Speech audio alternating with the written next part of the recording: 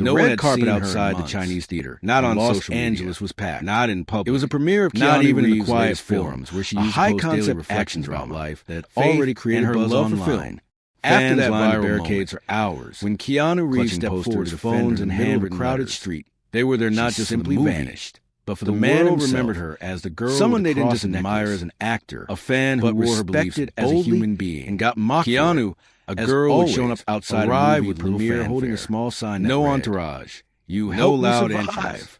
Just Keanu had not only noticed her, dressed simply in a tailored black suit, silenced the crowd. His trademark long hair tucked behind his ears that had brought the internet to tears. Almost humble smile that made him feel more like a friend than a celebrity. Until now, as he walked on a cold morning in early spring, stopped to take photos, sign autographs, figure walked to the gates of a movie set in Vancouver. It was a moment that felt anything flashy because it was just jeans. But what no one expected was how one interaction that night crossed around the tone of the entire evening. Her name was Emma. Sparked a viral storm online. She wasn't here to ask for anything. Even the most hardened journalists were wiping tears from their eyes. Security almost started with a young girl. The maybe set 13, was tight, maybe 14, cast busy, standing quietly near the end of the barricade. But she wasn't trying to sneak in, holding a homemade sign that read in glittery something wrapped letters. Carefully in a linen cloth. Keanu held inspired me chest like it was kindness.